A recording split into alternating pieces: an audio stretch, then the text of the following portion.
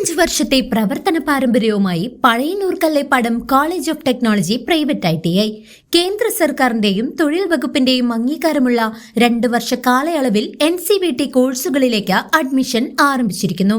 Civil draughtsman, electronics, mechanic, electrician, fitter, mechanic motor vehicle തുടങ്ങിയ ട്രെയിനിങ്ങുകളിലേക്കും കേന്ദ്ര സംസ്ഥാന സർക്കാർ സർവീസുകളിലും പൊതു സ്വകാര്യ മേഖലാ സ്ഥാപനങ്ങളിലും സ്വദേശത്തും വിദേശത്തും തൊഴിൽ ലഭിക്കാനും ഏറെ ഉപകാരപ്രദമായ NCVT സർട്ടിഫിക്കറ്റുകൾ കരസ്ഥമാക്കാം.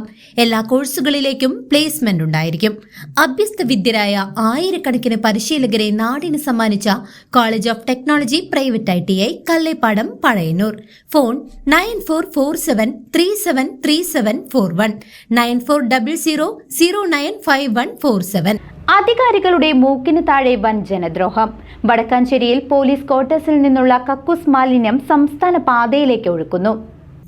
വടക്കാഞ്ചേരി ബസ് സ്റ്റാൻഡിന് സമീപമുള്ള പോലീസ് ക്വാർട്ടേഴ്സിൽ നിന്നാണ് കക്കൂസ് മാലിന്യം പരസ്യമായി ഷൊർണൂർ തൃശൂർ സംസ്ഥാന പാതയിലെ PWD കാനയിലേക്ക് ഒഴുക്കിവിടുന്നത്.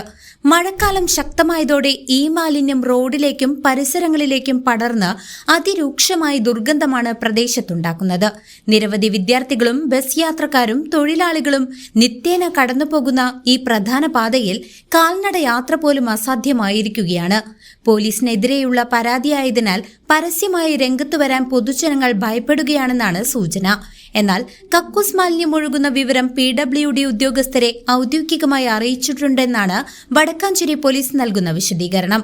പകർച്ചവ്യാധികൾ പടർന്നു പിടിക്കുന്ന ഈ മഴക്കാലത്ത് പൊതുജനങ്ങൾക്ക് രോഗങ്ങൾ സമ്മാനിക്കാൻ സർക്കാർ ക്വാർട്ടേഴ്സുകൾ തന്നെ വഴിയൊരുക്കുന്നത് എന്തുദ്ദേശത്തിലാണെന്ന് മനസ്സിലാകുന്നില്ലെന്ന് നാട്ടുകാർ ആക്ഷേപിക്കുന്നു.